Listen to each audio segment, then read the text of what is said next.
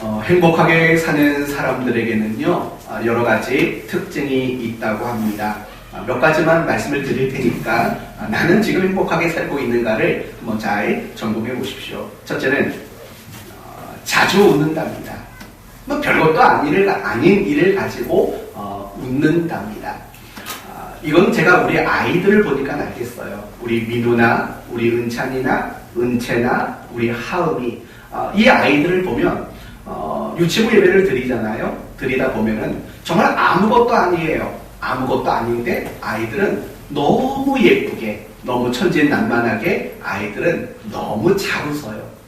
뭐 좀 창피한 얘기지만 집에서 엄마가 방귀를 껴도 그게 그렇게 재밌나 봐요. 물론 잘 안 뀌는 사람인데 그렇다고 설교하는 사람이 제 얘기하기엔 그렇잖아요. 아무튼 그러면 너무 재밌나 봐요. 그냥 빵 터져요. 행복하게 사는 사람은요, 이렇게 아무것도 아닌 일에 자주 웃어요. 여러분 한번 돌아보세요. 두 번째, 행복하게 사는 사람의 특징은요, 날씨를 참 예쁘게 표현해요. 날씨를. 예를 들면 이런 거죠. 야, 오늘 날씨 너무 좋다. 이런 표현을 잘한다는 거예요. 비가 내리면 야, 오늘 정말 낭만적이다. 이런 표현을 한다고요. 눈이 오는 걸 보면 야, 눈 너무 예쁘게 온다. 뭐 이런 식의 표현을 한다고요. 뭐 너무 더워요, 날씨가. 야, 물놀이 가고 싶은 좋은 날씨다. 이런 식으로 날씨에 대한 굉장히 예쁘고 아름다운 표현들을 자주 합니다. 또 세 번째는요, 맛있는 음식을 먹을 때는요, 누군가가 꼭 생각이 나요. 이거 누구도 먹었으면 좋았는데, 누구도 같이 먹었으면 좋겠는데, 라는 생각이 납니다. 얼마 전에 우리 문 집사님이 알타리 김치를 담궈다 주셨어요. 지난 일주일 동안 주신 그 한 통을 다 먹었어요. 이거 먹으면서 야, 이거 성도들 같이 먹으면 너무 좋겠다. 이런 생각이 났다면 저는 굉장히 행복하게 사는 거죠. 근데 났어요. 야, 이거 이 코로나만 아니면 주일날 성도들이 모여서 그 맛있는 알타리 그거 다 같이 먹으면 진짜 좋았을 텐데 이런 생각이 나는 거예요. 그러니까 이렇듯이요, 행복하게 사는 사람들에게는 그런 특징들이 있어요. 뭐 그 밖에도 이런 특징이 있어요. 사람 만나는 걸 좋아해요. 행복하게 사는 사람일수록 사람 만나서 함께 교제하고 함께 즐기는 거, 이런 것들을 굉장히 좋아해요. 또는 이런 것도 있어요. 운동하는 걸 좋아해요. 행복하게 사는 사람들은 걷고 운동하고 하는 이런 것들을 참 좋아하는 특징이 있어요. 그런데요, 행복하게 사는 사람들에게는 또 이런 특징이 있어요. 뭐냐면 특별한 날이 많아요. 특별한 날, 또는 어떤 축하하는 날, 뭔가를 기념하는 날, 뭔가 이벤트 하는 날, 이런 식으로 특별한 날이 굉장히 많습니다. 뭐 예를 들면 그거죠. 가족들의 생일이다. 이거 굉장히 특별한 날로 여기는 거예요. 돌아오는 화요일이 내영이 생일이라고요. 만약에 내영이네 가정이 정말 행복한 가정이라면 내영이 생일만 가지고 지금 머릿속이 막 다양한 생각이 들어야 돼요. 어떻게 내영이를 기쁘게 해줄까? 뭘 해서 먹일까? 뭐 파티는 어떻게 할까? 그런 특별한 날을 지키려고 하는 그런 노력이 사실은 많아지는 거예요. 오늘은 결혼기념일이다. 뭐 이런 것들이 있잖아요. 또는 이런 것도 있어요. 오늘 사모와 저는 특별한 날이에요. 왜 특별한 날이냐면 결혼한 지 만 22년 3개월이 꽉 찬 날이거든요. 8,129일을 우리는 같이 살았어요. 문 집사님 몇 년 같이 사셨어요? 며칠 같이 사셨죠? 네. 황 목사님은 며칠 같이 사셨나요? 큰 계산을 안 해요. 8,129일이라고요, 저는. 내일은 8,130일이 되는 또 깊은 날이 되는 거죠.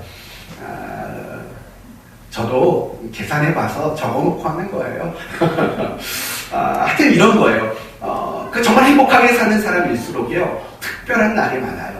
1년을 살면서 절반 이상이 특별한 날이죠. 오늘은 이래서 특별하고, 내일은 저래서 특별하고, 그런 거예요. 그런데, 살면서 별로 행복을 느끼지 못하는 사람들은요, 반대로 특별한 날이 없어요.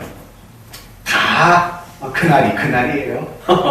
뭐 남편 생일이어도 다 그날이 그날이에요. 자식 생일이어도 다 그날이 그날이에요.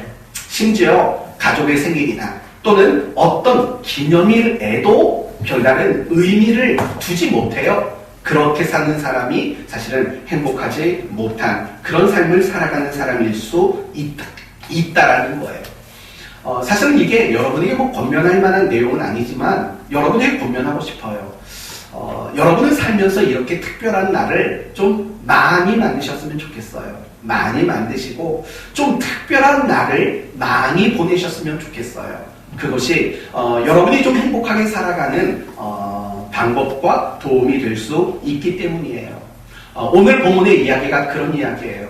하나님이 자기 백성 삼으신 사람들에게 특별한 날을 제정해 주시고 그 특별한 날을 특별하게 지켜야 한다라고 말씀하시는 내용이 바로 오늘 본문의 내용입니다. 그날이 어떤 날이라고 말하죠? 바로 안식일이에요. 그리고 오늘날 우리 식대로 말한다면 그날은 주일이라고 말할 수 있는 겁니다. 그래서요, 오늘은 세 가지를 나누려고 합니다. 첫째는 우리는 왜 안식일이 아닌 주일을 지키는가가 첫 번째고요. 두 번째는 우리에게 이 안식일, 주일을 지키라고 말씀하신 의미, 그것을 지키는 의미는 무엇인가를 다룰 것이고, 그리고 마지막 세 번째는 어떻게 우리는 주일을 특별하게 지킬 수 있을까에 대한 이야기를 오늘 설교의 뼈대로 삼으려고 합니다. 제가 오늘 설교를 하는 목적은 간단해요. 여러분의 마음속에 내가 앞으로 주일을 온전하게 지키겠다, 주일을 성수하겠다라는 원칙이 여러분의 마음에 생기는 그것이 오늘 설교의 목표입니다. 오늘 우리가 함께 읽은 본문은 어디냐면 바로 신명기 5장입니다. 그리고 이 신명기 5장에 담겨있는 내용들은 무엇이죠? 바로 십계명입니다. 십계명. 그리고 우리가 오늘 본문 삼았던 내용은 그 십계명 중에서 몇 번째 계명입니까? 네 번째 계명입니다. 간단히 말하면 안식일을 기억하여 거룩하게 지키라 라는 계명인 겁니다. 이제 여러분에게 질문을 하겠습니다. 여러분은 안식일을 지키십니까? 주일을 지키십니까? 너무 어렵습니까? 안식일을 지키십니까? 주일을 지키십니까? 우리는 주일을 지킵니다. 그러면 하나님은 안식일을 지키라고 하셨습니까? 주일을 지키라고 하셨습니까? 안식일을 지키라고 하셨습니다. 그러면 여러분, 우리는 이 네 번째 계명을 지키고 있는 겁니까? 안 지키고 있는 겁니까?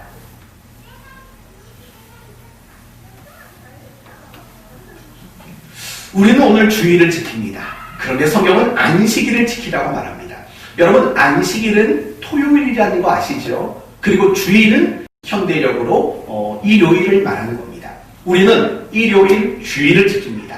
그러나 오늘 본문은 토요일 안식일을 지키라고 말합니다. 그러면 우리는 과연 이 네 번째 십계명을 과연 지키고 있는가? 라는 질문을 할 수밖에 없습니다. 여러분에게 먼저 답을 드린다면 우리는 이 네 번째 계명을 지키고 있는 겁니다. 그렇다면 우리는 분명히 다른 요일을 지키고 있는데도 불구하고 네 번째 계명을 지킨다고 말하는 이유는 무엇이겠습니까? 바로 이런 거죠. 주일이 안식일의 성취가 되기 때문에 그렇습니다. 또 다르게 말한다면 주일은 안식일보다 더 큰 날이기 때문이라는 겁니다. 이 표현을 기억해 두세요. 주일은 안식일이 성취한 날이고 또 주일은 안식일보다 더 큰 날이기 때문에 우리는 주일을 지키는 겁니다. 그리고 그 주일을 지킴에도 불구하고 우리는 안식일을 지키는 것과 마찬가지 의미라는 것입니다. 이제 이 부분을 우리가 한번 확인해 보도록 하겠습니다.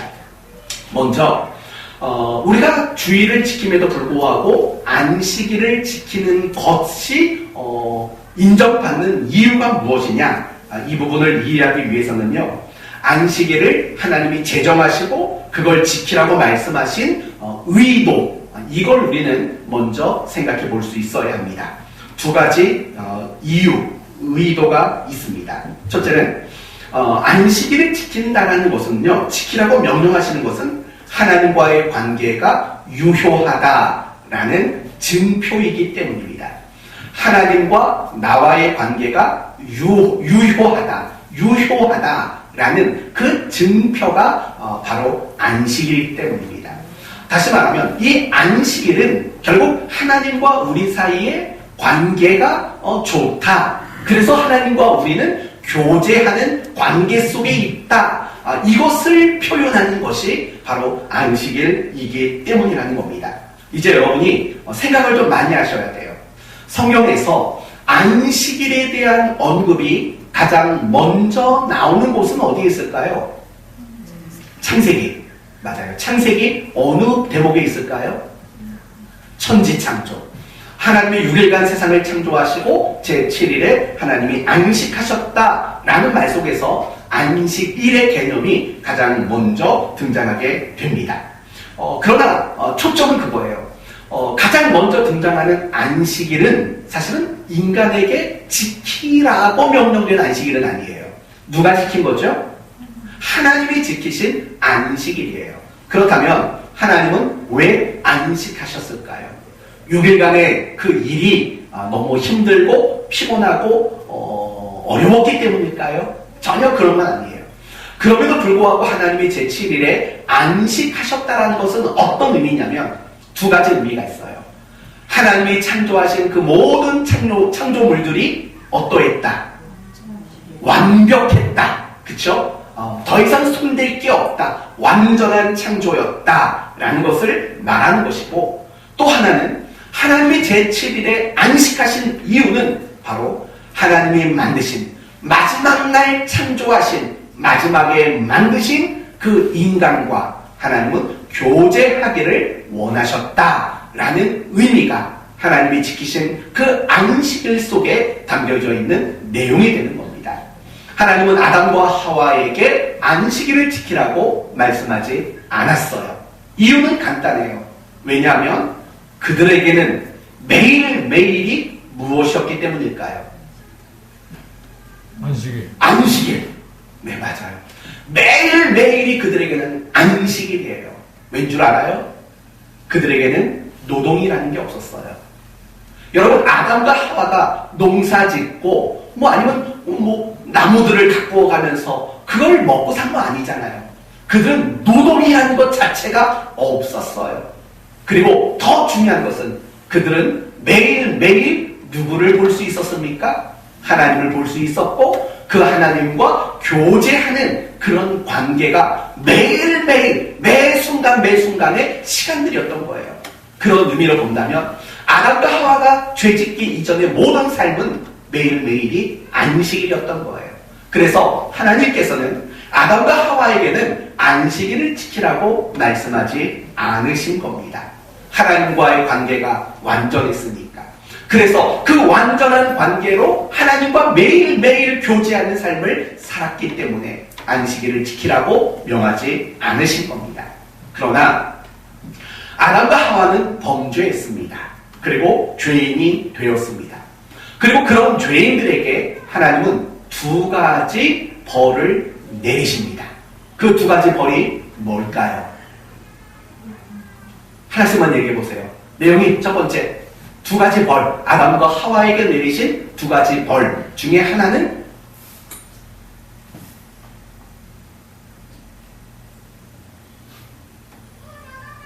우리 원래 이렇게 질문하면 당황스러워요. 은하가 대답해서요.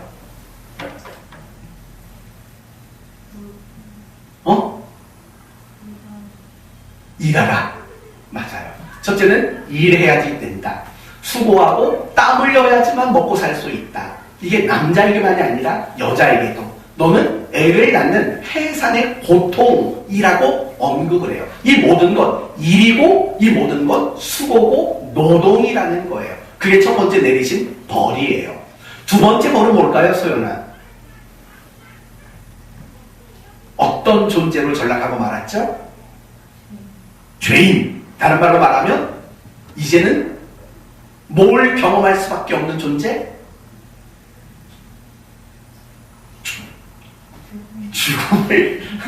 죽음을 제가 이렇게 자비롭고 항상 그렇다는 거 아시죠? 이거 표현되잖아요. 네, 죽음을 겪을 수밖에 없는 존재가 된 거예요. 그럼 여러분 두 가지 벌을 생각해봐요. 첫 번째는 뭐예요? 노동이에요. 두 번째는 죽음을 맞을 수밖에 없는 존재가 되고 만 거예요. 여러분 결국 노동과 죽음을 맞을 수밖에 없게 되었다라는 말은요, 무슨 뜻이냐면 이제 하나님과의 관계가 단절됐다라는 거예요. 더 이상 하나님과 교제하는 그런 관계가 될 수 없다라는 거예요. 그래서 여러분 이 창세기 2장에 안식일에 대한 이야기가 언급되고 나서 오랜 시간 동안 안식일에 대한 이야기가 더 이상 등장하지 않게 돼요.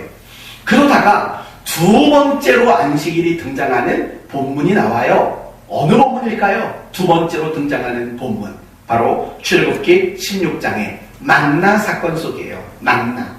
뭐라고 말하냐면 6일 동안은 너희가 먹을 것을 거두어라. 그러나 제7일에는 아무도 일하지 말아라. 라고 하나님께서 그 백성들에게 안식일을 지킬 것을 이야기하세요. 그러나 그때까지는 어떤 법이 아니었어요.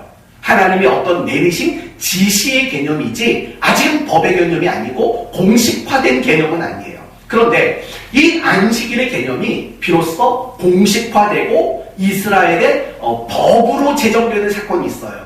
출애굽기 20장에 나오는 무슨 사건이죠? 시내산 사건. 바로 그 시내산에서 10계명을 주는 그 사건 속에서 바로 안식일이 이제 공식화되는 사건이 되고 맙니다. 그러면 여러분 이걸 생각해봐요. 오랜 시간 동안 안식일을 지키라는 하나님의 제한이 없었어요. 지시가 없었어요. 그러다가 이스라엘 백성들이 애굽 땅에서 나오고 이제 광야에 와서 비로소 그들에게 안식일을 지키라고 말씀을 하셨다고요. 그게 어떤 의미가 있을까요? 아담과 하와가 지켰던 안식일을, 물론 아담과 하와에게는 법조항이 아니었죠. 그냥 자연스럽게 그들에게는 매일이 안식일이었잖아요. 그랬는데 그들이 지켰던 그 안식일을 비로소 이스라엘 백성들에게 지키라고 명령을 하셨다고요. 어떤 의미가 있을까요?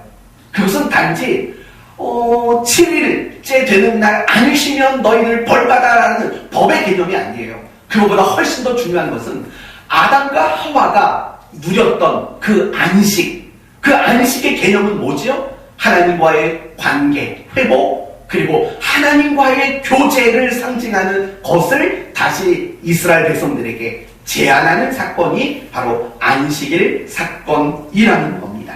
바로 이런 것들이에요. 지금껏 인간은 죄인으로서 하나님과의 관계가 완전히 단절이 됐다고요. 하나님과 교제할 수 있는 그런 인간이 아니라고요. 그런데 그런 인간에게 안식일을 제시하신 것은 이제 관계가 회복이 되고 있다라는 거예요. 그리고 하나님은 이스라엘과 이제는 교제하기를 원하신다라는 거예요. 인간과 교제하기를 원하신다라는 메시지가 바로 10계명의 네 번째 계명이 주는 의미라는 거예요. 그러나 우리가 기억할 것은 뭐냐면 그들의 하나님과의 관계가 나름 회복이 됐어요. 그러나 제한적인 회복이에요. 부분적인 회복이라고요.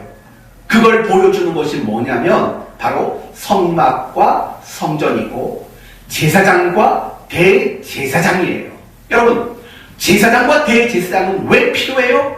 백성들이 스스로 제사 드리면 되지. 백성들이 스스로 하나님께 나가면 되지. 왜 그들이 필요해요? 아직은 그럴 단계가 아니기 때문이에요. 하나님과의 관계가 완전히 회복되지 않았어요. 그러니까 피 흘리는 제사를 드리면서 겨우겨우 나가는 거예요. 그것도 자기가 직접 못 나가고 제사장을 통해서, 그리고 대제사장을 통해서 1년에 한 번씩 하나님 앞에 가장 가까운 자리로 조심스럽게 나가는 그런 관계로, 제한적이고 부분적인 관계로 이스라엘은 이제 회복이 된 거예요. 관계 회복이 됐다는 거예요. 그게 바로 안식일이 우리에게 의미하는 제일 중요한 첫 번째 내용인 거예요. 단지 안식일이란 법으로 지켜야 하는 어떤 날만이 아니라 우리가 하나님과 관계가 이제 회복이 되고 있다라는 뜻이라는 거예요.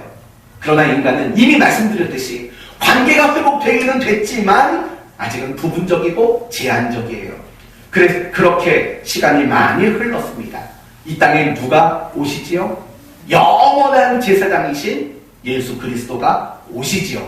그리고 그분이 자기 육신을 영원한 제물로 삼으셔서 십자가에서 제사를 드리시죠. 예수님이 십자가에서 죽으시고 그리고 예수님은 부활하셨어요. 우리의 죄값을 지불하셨고 우리를 의롭다고 말씀하셨어요. 여러분, 이 예수님의 십자가의 사건은 결국 무엇이냐면 안식일이 완벽하게 성취가 되는 사건이 바로 이 십자가 사건이라는 거예요. 그래서 예수님의 이 십자가 사건이 우리를 어떻게 바꿔놨냐면 겨우 하나님이라고 부를 수밖에 없는 우리들이 이제 하나님을 뭐라고 부를 수 있게 되었죠? 아버지, 아버지, 아빠 이렇게 하나님을 부를 수 있는 관계로 회복이 되었다라는 거예요. 그래서 여러분, 이제 우리는 하나님과의 관계가 완전히 회복이 됐어요. 하나님과 완전한 교제가 가능하게 되었다라는 거예요.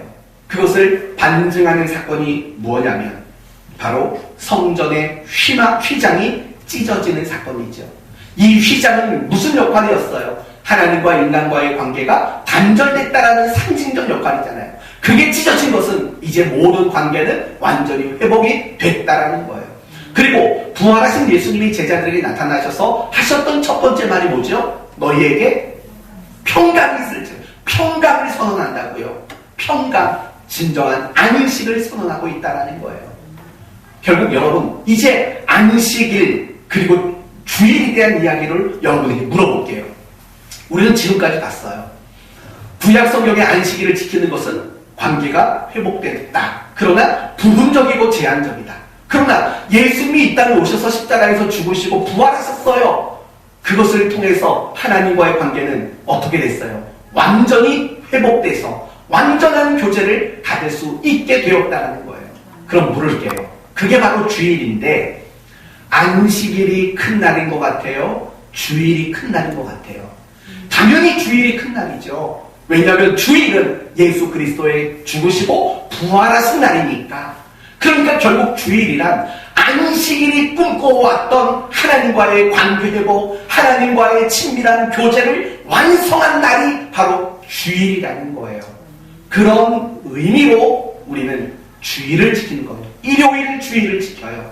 그럼에도 불구하고 우리는 네 번째 이 계명을 더 잘 지키고 있는 거라고 우리는 말할 수 있다는 거예요. 두 번째, 하나님이 안식일을 제정하시고 지키라고 말씀하신 두 번째 이유는 안식과 쉼을 주시기 위해서예요.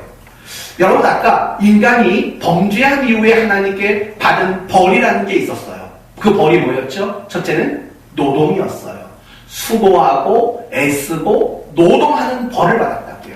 그런데 안식일을 제시했다는 건 뭐냐면 너희에게 쉼을 주고 너희에게 편안한 안식을 주시겠다라는 하나님의 의지라는 거예요. 그래서 이스라엘 백성들은 6일만 일해요. 제7일에는 아무 일도 하지 않아요. 그들은 육체적으로도 쉼을 누려요. 그러나 그들이 누리는 쉼과 안식은 육체에만 국한되지 않아요. 그들은 안식일마다 하나님께 예배를 드려요. 하나님과 교제를 통해서 영적인 쉼과 영적인 안식도 그들은 누려요. 그러나 중요한 것은 그들이 누렸던 쉼과 안식은 완전하지 않다는 거예요. 왜냐하면 인간은 여전히 죄와 사망, 영원한 형벌에서 자유할 수 없는 존재이니까 단지 조금의 안식, 조금의 쉼만을 인간은 누릴 수밖에 없는 상태였으니까. 그러나 예수님이 죽으시고 부활하셨어요. 그것을 통해서 우리에게는 안식이 주어졌는데 그 안식은 어떤 안식이에요? 우리의 모든 죄와 사망을 끊어버리고 하나님 앞에 받아야 할 형벌을 완전히 그 형벌 앞에서 자유하게 되는 사건이 예수님의 부활 사건이잖아요. 그렇기 때문에 우리의 안식과 쉼은 완전해요. 그러면 안식과 쉼이라는 그런 측면에서 본다면 안식일이 클까요? 주일이 큰 걸까요? 당연히 주일이 큰 거예요. 주일은 이렇듯 안식일이 가지고 있었던 이유를 완성하는 것이 주일이에요. 아시겠죠? 하나님과의 관계의 회복과 교제, 이걸 완성한 게 예수님의 부활하신 주일이고, 또 진정한 쉼과 안식을 성취하신 날 역시도 결국에는 주일인 거예요. 그래서 우리는 토요일 안식일이 아니라 일요일 주일을 지키게 되는 거예요. 그러나 오늘날에 돼서야만 우리가 주일을 지키는 건 아니에요. 주일을 언제부터 지켰냐면 예수님이 부활하신 이후부터, 직후로부터 우리는 주일을 지켜왔어요. 사도들이 먼저, 제자들이 먼저 지켰죠. 사도행전 20장을 보면 안식 후 첫날에 우리가 떡을 떼려 모였더니, 그러니까 이미 예수님의 제자들과 그 제자들을 통해서 믿게 된 사람들은 이제 주일을, 일요일 주일을 지키기 시작했다라는 거예요.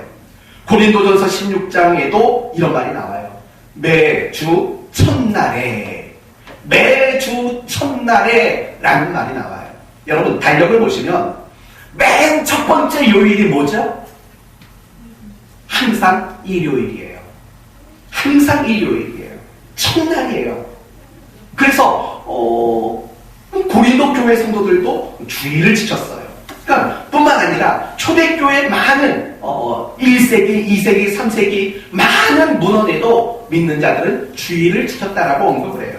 그러다가 AD 321년에 콘스탄틴 황제가 기독교를 국교로 정하죠. 그리고 모든 휴일을, 일요일을 휴일로 만들어요. 모든 일요일을 휴일로 만들어요. 물론 그 속에는 기독교인들을 자기의 지지 기반으로 삼으려는 정치적인 욕심들이 분명히 있었던 것은 사실이에요. 그 이후로 주일을 지키는 것이 전 세계적으로 확산이 될 수 있게 된 거예요. 그래서 우리는 주일을 지키는 거예요. 진짜 중요한 건 지금부터인데 어쩌죠? 네, 진짜 중요한 건 지금부터예요. 지금까지 했던 내용은 간단해요. 왜 안식일을 지키라고 말하는데 왜 우리는 주일을 지키느냐? 설명은 한 것뿐이에요. 이유는 주일은 안식일이 목적하는 것을 완성하신 날이기 때문에, 더 큰 날이기 때문에 우리는 주일을 지킨다. 그리고 주일을 지키는 것이 결국에는 네 번째 계명을 더 잘 지키는 거다. 여기까지 다루었습니다. 여러분 미국의 39대 대통령 지미 카터를 아실 겁니다.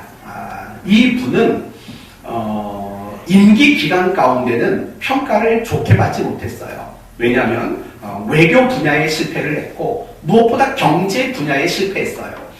이 지미 카터 대통령이 재위한 그 기간에는요 굉장히 큰 경제 불황이 있었어요. 그래서 그는 대통령으로서의 그 직위에 별로 좋은 평가를 받지 못했어요. 그런데 이 지미 카터 대통령이요 퇴임한 이후에는 평가가 굉장히 좋아졌어요. 왜 그러냐면 이분이 퇴임한 이후에는요 사회사업에 집중을 했어요. 가난한 사람들에게 집을 지어주는 운동이었던 해피타트 운동에도 이분이 적극적으로 동참했고, 그거 말고도 여러 가지 봉사활동, 복지활동 이런 거에 굉장히 열심을 냈어요. 무엇보다 분쟁이 일어나는 나라들마다 찾아가서 외교관으로서의 역할을 참 잘했던 분이에요. 이분이 북한을 3번이나 갔어요. 3번이나 방문해가지고 김일성을 만나고, 그래서 북한과 미국의 관계를 개선하기 위해서 굉장히 노력을 많이 했어요.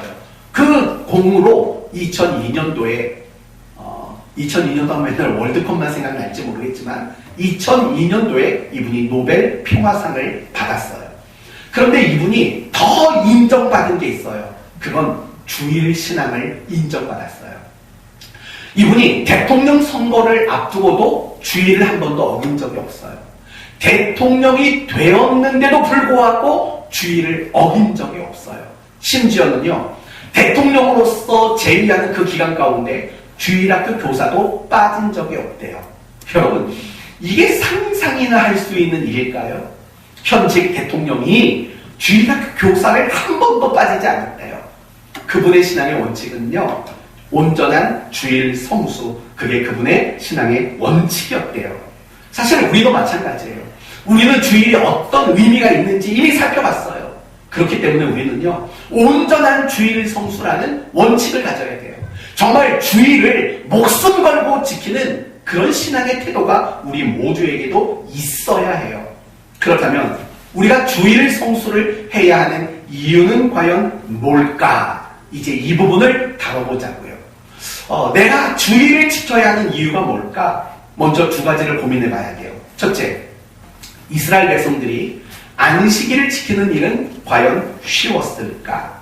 그리고 두 번째, 그렇다면 왜 하나님은 이스라엘 백성들에게 안식일을 지키라고 명령하셨을까? 그리고 이스라엘은 왜 목숨 걸고 안식일을 지켰을까? 라는 이런 부분들을 한번 이야기해 봅시다. 먼저 여러분, 이스라엘 백성들이 안식일을 지키는 게 쉬웠을까요? 어려웠을까요? 굉장히 어려웠어요. 왜냐하면 오늘 본문은 신명기예요. 여러분, 신명기는 언제 주어진 말씀이죠? 모세가 죽기 직전이에요. 그리고 이스라엘 백성들 입장에서 본다면 이제는 가나안 땅으로 들어가야 되는 시점에 주신 말씀이 바로 신명기라고요. 그렇다면 여러분, 이스라엘 백성들은 가나안 땅에 들어가서 어떻게 먹고 살았죠? 뭘 했죠? 그들은 농사를 지었어요. 그들은 농경 문화를 가지고 가나안 땅에서 살아가야 할 사람들이에요. 그걸 생각해 보세요.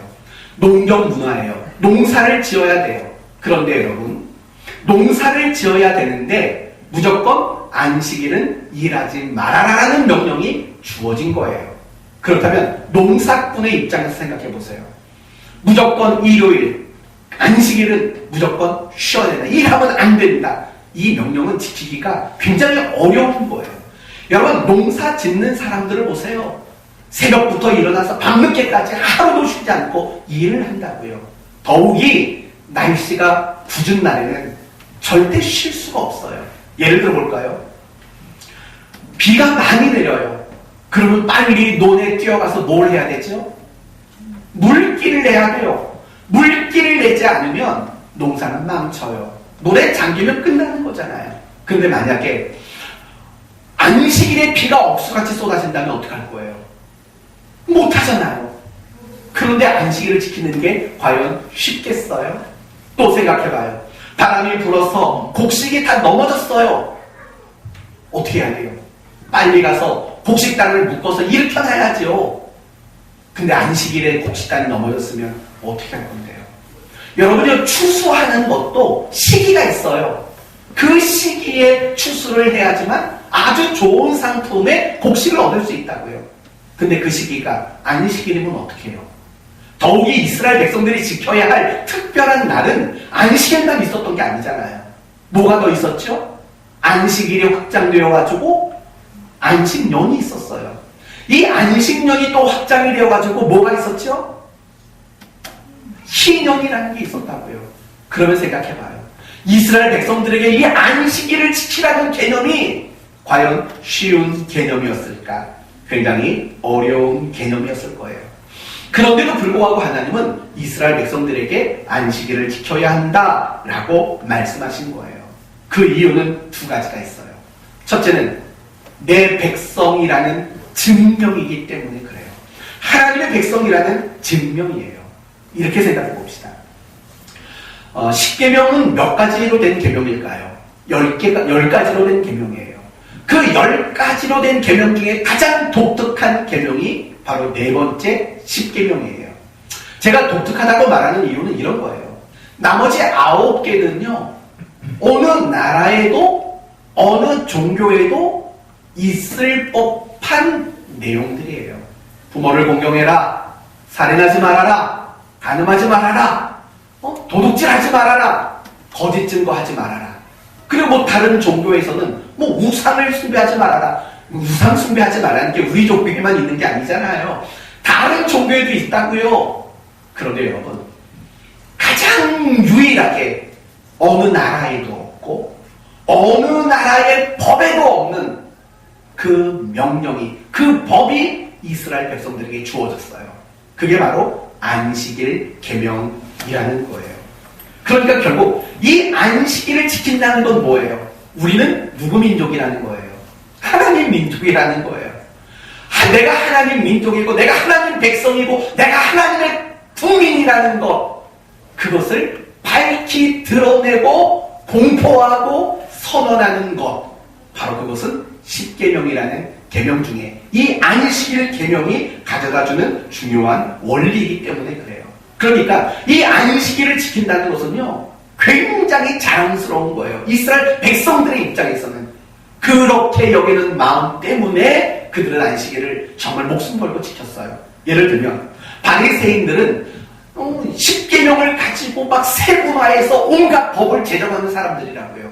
그런데 이 바리새인들이 가장 중요하게 여긴 계명이 뭐냐면 네 번째 계명이에요. 그래서 이 바리새인들이 예수님을 가장 많이 비난했던 내용이 뭔지 아세요? 안식일에 왜 하지 못할 일을 합니까? 라는 비난을 제일 많이 했다고요. 알고 계시잖아요. 그리고 예수님이 종말에 대한 이야기를 할 때 이런 식의 표현을 했어요. 마태복음 24장에 예수님이 이렇게 말했어요. 너희가 도망하는 일이 겨울에나 안식일에 되지 않도록 기도하라는 거예요. 겨울이 되지 않도록. 그리고 안식일이 되지 않도록 기도하래요. 왜요? 안식일이면 도망가요, 못 가요? 못 가기 때문이에요. 그들을 알고 있기 때문에 예수님은 그렇게 말씀하셔요. 근데 실질적으로 AD 170년에 헬라를 통치하던 에피파네스라는 사람이 이 유대 나라를 공격하려고 작전을 세워요. 근데 그 작전체 첫 번째 조항이 뭔지 아세요? 우리는 그들을 언제 공격한다? 안식일을 공격한다. 그게 그 작전의 첫 번째 원칙이었어요. 그리고 그 원칙은 맞아 떨어졌어요. 안식일에 유대 땅을 공격을 했는데 아무도 방어를 하지 않아요. 군인들이 나와서 싸우지를 않아요. 뭘 지키려고? 안식일을 지키려고.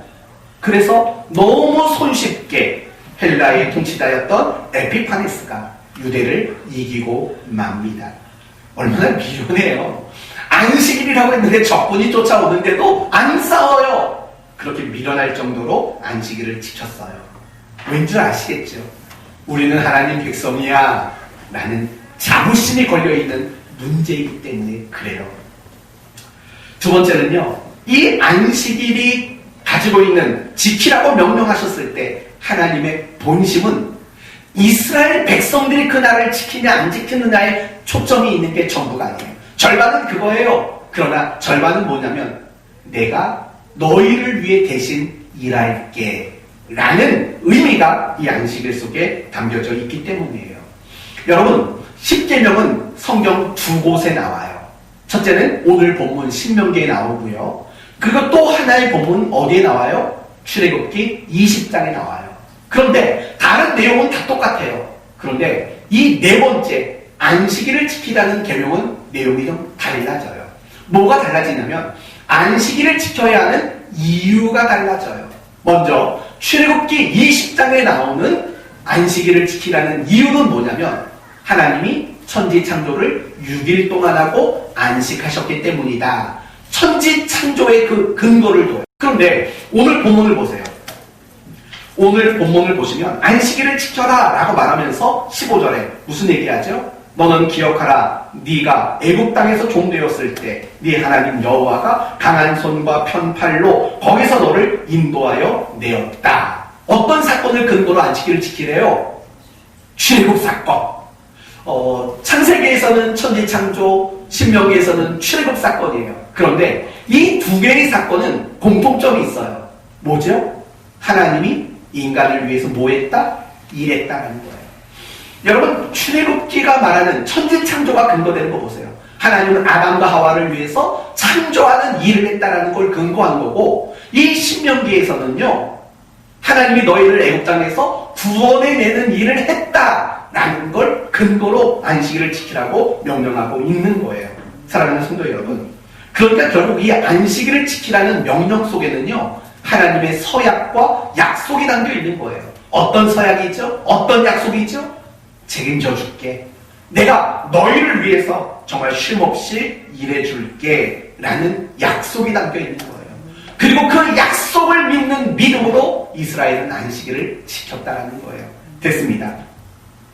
오늘날 우리가 주일을 지키는 이유가 뭔지 아시겠어요? 바로 그 두 가지 이유예요. 내가 하나님께 구원받은 사람이라는, 내가 천국 백성이고 하나님의 사람이라는 선포, 증명, 바로 그것이 주일을 지키는 것이 가지는 의미이기 때문이에요. 사랑하는 성도 여러분, 여러분이 이렇게 주일날 이곳에 나오셔서 또는 가정에서 예배 드리는 그 자체가 어떤 의미인 줄 아세요? 나는 하나님 백성입니다. 나는 구원받은 사람입니다. 나는 하나님 나라에 속한 사람입니다 라는 자기 선언이라고요. 그러나 반대로 내가 주일을 지키지 않는다는 것은 어떤 의미냐면, 난 하나님 백성 아닌 듯 싶습니다. 나는 하나님 나라 속하지 않은 겁니다 라는 반대의 어마무시한 그런 자기 고백과 선언이 될 수밖에 없다는 거예요. 그리고 내가 이렇게 주일을 지킨다는 것은 또 어떤 의미가 있냐면, 하나님은 나를 위해 일해 주시는 분이십니다 라는 우리의 신앙의 고백이라는 거예요. 내가 하나님 백성이라는 자기 선언, 하나님은 나를 위해 일하시는 분이라는 믿음의 고백, 이것이 담겨져 있는 것이 바로 주일 성수라는 거예요. 그러니까 결국 여러분이 주일 성수라는 건 뭔지 아세요? 나의 신앙의 가장 중요한 기초고 나의 거룩한 삶을 위한 가장 첫 시작이 주일 성수예요. 여러분, 한번 잘 생각해 보세요. 거룩이라는 말이 성경에 가장 먼저 나온 것이 어딜까요? 거룩이라는 말, 제일 먼저 나오는 거. 이거 맞추시는 분 오늘 특별한 빵을 준비했는데 2개 가져가세요. 창세기. 창세기 어디? 4장 5장. 땡. 1장. 1. 땡. 2장. 2장 정답. 창세기 2장. 근데 되게 재밌는 거 뭐냐면 안식일 얘기 속에 나온다는 거예요. 안식일을 그날을 거룩하게 하여 라는 말이 나와요. 여러분, 이건 뭘 의미하는 줄 아세요? 우리가 거룩한 삶을 위해서는 그 첫 출발은 결국 주일을 온전히 지키는 것, 그것이 거룩한 삶의 출발이라는 것을 우리에게 보여주는 거예요. 주일 성수 신앙이 무너지면은요, 여러분의 신앙은 다 무너질 수밖에 없어요. 주일 성수를 지킨다는 것은요, 여러분의 신앙을 지킨다는 것과 똑같은 의미 있는 거예요. 아, 오늘 피곤해. 주일 예배 안 드려. 여러분, 그거는요, 말도 안 되는 발언이에요. 여러분, 아까 말했던 이 유대 사람들이 헬라의 통치자가 침략했을 때 군인들이 안 싸웠어요. 그럴 정도로 우리는 주일을 지키는 게 마땅한 일이에요. 사랑하는 성도 여러분, 저는 여러분에게 강력하게 요청합니다. 주일을 가장 특별한 날로 삼으세요. 그리고 주일을 가장 특별하게 살아내는 날로 여러분 삼으셔야 돼요. 우리 청년들, 여러분에게 강조합니다. 여러분, 주일을 목숨 걸고 지키세요. 여러분의 신앙의 원칙 가운데 가장 중요한 원칙은 주일 성수라는 원칙이 되셔야 돼요. 그거 말고 다른 거, 나는 선교사가 될래요, 나는 목회자가 될래요, 이런 건 나중에 생각하시고 주일 성수, 이걸 여러분의 신앙의 원칙으로 여러분이 삼았으면 좋겠습니다. 우리 청년들 아멘이신가요? 아멘. 네, 주일 성수. 오늘 아멘 한 거 맞지? 네, 이게 여러분의 원칙이 되셔야 돼요. 이제 간단하게 말씀드리고 마칠게요. 어떻게 지킬 거예요, 주일을? 주일 성수, 주일을 거룩하게 지키기 위해 필요한 게 뭘까? 바로 준비예요. 준비. 뭐라고요? 준비. 누가복음 23장을 보시면 예수님이 십자가에서 죽으셨어요. 장사 지내요. 장례돼요. 그 날에 대한 표현이 나와요. 이렇게 말해요. 이날은 예비일이요 안식일이 거의 되었더라. 그러니까 이 날이라는 것은 뭐냐면 금요일을 말하는 거예요. 그리고 안식일은 토요일이잖아요. 그러니까 유대식으로 말하면 금요일 저녁 해질 무렵부터 토요일까지는 다 안식일인 거예요. 그러니까 지금 예수님이 죽었는데 해가 지고 있어요. 이날은 예비일이라. 예비일이라는 건 뭘 준비하는 날이라는 뜻이에요? 안식일을 준비하는 날이에요. 왜냐면 안식일에는 아무것도 못 하잖아요. 물도 끌어다니지 못하고 뭘 아무것도 못해요. 그러니까 이 사람들은 금요일 날은요 안식일을 위해서 모든 일들을 준비하고 예비하는 날로 삼을 수밖에 없었던 거예요. 하루를 그렇게 썼다고요. 우리도 마찬가지예요. 주일을 지키기 위해서는요 예비하고 준비하는 일이 두 명이 필요해요. 첫째는 예배 시간에 일찍 나오세요. 예배 시간에 일찍 나오셔서 주보도 열어보고 내가 오늘 들어야 할 말씀 성경도 미리 읽어보고 기도도 하고 여러분 예배를 미리 준비하는 이런 모습으로 주일을 여러분이 지켰으면 좋겠어요. 마찬가지잖아요. 우리 김민아 집사님 아실 거예요. 학생들도 보면은요 쉬는 시간에 놀기만 하는 애들이 있고요. 다음 수업 시간 준비해서 책을 꺼내놓는 애가 분명히 있을 거예요. 그렇죠? 우리 딸이 그랬으면 좋겠어요. 걱정이에요. 이게 쉬는 시간의 개념을 모르니까 운동장에서도 계속 놀고 있지 않을까. 이 걱정이 얼마나 많이 드는지 몰라요. 준비하는 것들이 사실은 필요하다고요. 두 번째는요. 토요일을 주일을 지키기 위한 예비일로 삼으셔야 돼요. 이건 굉장히 중요한 날이에요. 토요일 날 혹시 이런 분 계세요? 내일은 뭐 입지? 내일 드릴 헌금 미리 준비하고 이게 온라인 헌금이라는 게 어쩔 수 없이 지금 쓰여지고는 있지만 사실은 그건 그렇게 좋은 것 같진 않아요. 저는 여러분이 헌금을 준비했으면 좋겠어요. 토요일 날 미리 내일 드릴 헌금을 준비하는 이런 준비하는 모습들이 있었으면 좋겠어요.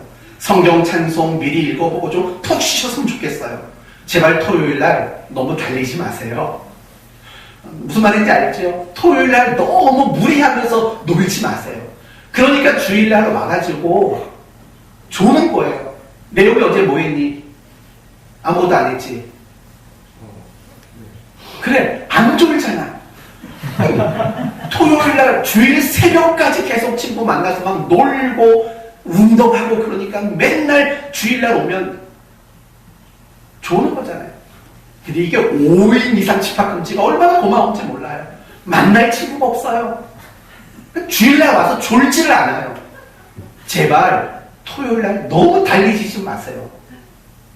우리 문 집사님도 옛날에 좀 많이 달렸어요. 등산, 북한산. 주일날 와서 보면은요. 어제 나 많이 달렸음. 이게 얼굴에 쓰여 있어요. 요즘에는 얼굴이 개운하잖아요. 막 50대 같이 보이잖아요. 안 달려서 그래요. 토요일은 달리지 마세요. 토요일은 달리지 마시고 정말 주일을 위해 준비하는 날로 좀 삼아보세요. 네? 무슨 말인지 아시겠죠? 네. 그렇게 하셔요. 그렇게 하셔요. 그리고 또 하나 준비할 것은 6일간 최선을 다해 사세요. 꼭 공부 못하는 애들이 주일날 공부하겠다고 해요. 평일에 그 좀 더 하면 되잖아요. 6일 동안 더 힘써서 일하라고 성경은 말하죠. 오늘 13절 엿새 동안은 힘써 네 모든 일을 할 것이나 힘써 일하래요. 힘써. 그거 안 하니까 주일을 못 지키는 거예요. 힘써 일하셔서 주일을 여러분이 좀 잘 지켰으면 좋겠습니다. 중요한 것은 우리가 주일을 거룩하게 지키기 위해서는 준비가 필요해요. 준비. 그 준비를 잘하는 여러분이 되시고 마지막으로 두 가지 제안을 드립니다. 막상 제안을 하려고 보니까 해당 사항이 없는데 여러분 가운데 사장님이 계신다면 여러분의 직원 주일날 일 시키지 마세요. 그건 안 돼요. 오늘 본문에도 그 얘기가 나오거든요. 뭐 14절을 보면 일곱째 날은 내 하나님 여호와의 안식일인즉 너나 내 아들이나 내 딸이나 내 남종이나 내 여종이나 안식을 지키도록 만들라고 말해요. 사업하시는 분 뭐 우리 교회에 계시긴 하잖아요. 여러분이 직원을 두게 된다면 안식일 주일을 지킬 수 있도록 그건 여러분이 보장하셔야 돼요. 그리고 또 한 가지 여러분의 자녀에게 주일 성수를 가르치세요. 14절을 보시면 내 아들이나 내 딸이나 라고 분명히 제시하고 있어요. 분명히 여러분의 자녀에게 주의를 지킬 것을 강하게 교육시키셔야 돼요. 자녀를 교육하는 가장 첫 번째가 바로 주일 성수이기 때문이에요. 여러분, 한국 교회가 고민이 많아요. 몇 년 전부터 고민이 많았어요. 그 이유는 뭐냐면 청소년과 청년이 교회를 떠나가기 때문이에요. 급속히 그 인구가 줄기 때문이에요. 특히 코로나로 인해서 청년과 청소년이 더 많이 교회를 떠나게 되었어요. 아마 회복하기 어려울 거예요. 왜 이렇게 됐을까요? 이유는 간단해요. 주일 성수를 부모가 자식들에게 가르치지 않았어요. 아유, 주일날 교회 가야지. 시험 기간 됐어요. 학원 가. 공부해. 대학 가서는 진짜 잘해야 돼. 이런 식으로 자녀들을 가르치니까 애들이 주일 성수의 개념이 없는 거예요. 주일날 애들 학원 보내지 마세요. 주일날 아이들 예배 빠지면서까지 공부시키지 마세요. 그건 여러분의 자녀의 신앙을 갈아먹는 거예요. 망가쳐버리는 거라고요. 여러분의 자녀가 주일날 학원 가겠다고 하면 야단을 치세요. 너 이번 시험 망쳐도 괜찮아. 예배 드려. 이렇게 말할 수 있는 신앙의 부모가 돼야 돼요. 그거 안 되면 한국 교회는 암담해요. 여태까지 강조한 게 뭐예요? 주의를 지키는 게 가장 신앙의 기본이라고 했잖아요. 그런데 그거 안 가르치면 한국 교회가 무슨 소망이 있겠어요? 여러분이 먼저 모범 보이세요. 여러분이 먼저 주의를 거룩하게 지키는 모범을 보이는 여러분이 되기를 권면합니다. 말씀을 마치겠습니다. 우리가 안식일이 아닌 주일을 지키는 이유가 뭡니까? 그것은 안식일의 목적이었던 하나님과의 관계 회복, 교제, 안식과 쉼, 이것이 예수님이 부활하신 그 부활의 날, 주일날 완성하고 성취했기 때문에 우리는 안식일이 아닌 주일을 지킨다고 말씀드렸습니다.